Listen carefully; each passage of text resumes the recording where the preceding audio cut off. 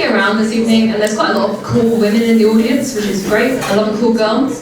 But I could never be a cool girl, is what I've discovered, because there's just so many things you just expected to just be cool with. Like, I was at a friend's house for dinner, and she was like, we're going to say grace, and I was like, that's fine. And then I was not cool with saying grace. I was not cool with the summoning of the Holy Spirit that followed. The woman next to me is holding my hand, she's vibrating, speaking in tongues, and I'm thinking, should I be speaking in tongues? Is it rude not to speak in tongues if everyone else is doing it?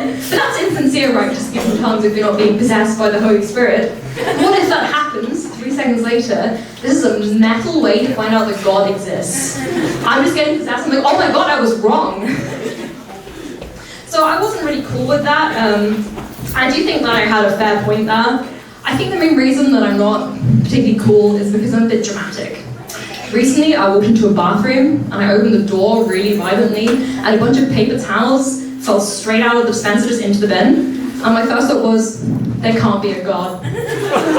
No benevolent God would allow that many paper towels to fall into the bin. Look at the waste. It can't be this, it just can't be a God. At that moment I realised that, yeah, maybe I'm a bit dramatic. This didn't happen in Leacock, but I do think that Leacock by far is the most depressing building in the whole of Miguel. My one solace is the stairs. I always walk up the stairs before my seminar because it's the time I get to just be alone. I don't use the lift. The lift is for adults. Lifts are for adults who have no other joy in their lives and want the 5 minutes of small talk you get just before you get to where you're going. I don't need that yet. I have a closure of small talk and I use it outside the class waiting to go in. I don't want to talk to the people in my class beforehand.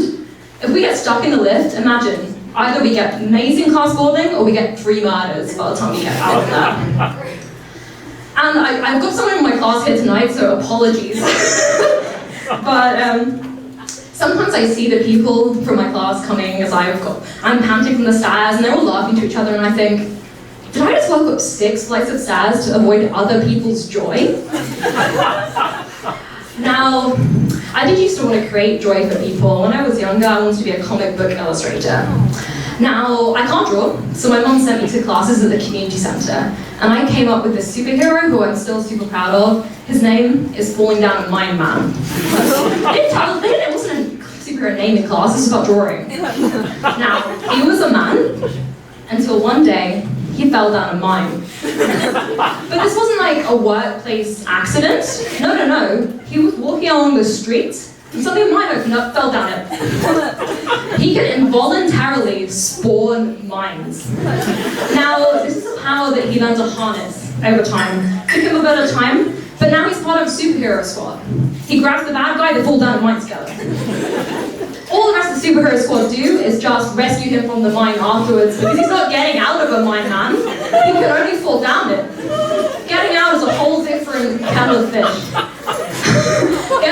Getting out of it is, I think this has a reason though, because when you think about it, the best way to prevent crime is to make crime so inconvenient, as to make another inconvenience that makes the crime so inconvenient that the crime pales in comparison. A good example of this, I think, is the question that you have to use for Interact e-transfer. That's a very similar concept, because I can't remember what I said when I was transferring that money. How does anyone else remember that? I think I have a little suggestion for Canadian banks. I know I've been here long, it's my audacity of being from a colonialist country. But I think that we could do something different. I think for Interact, we need riddles. When's the last time that you answered a riddle? Not recently. Imagine having to answer what goes up but never down. Just to get like £2 off someone that, like, £2? Who's transferring you pounds from a Canadian bank? $2. Just to get $2 someone owes you for coffee. The decline of the riddle industry is one of the saddest things about society we now live in. Like, when's the last time someone posed you a riddle? It was some kind of goblin you hallucinated.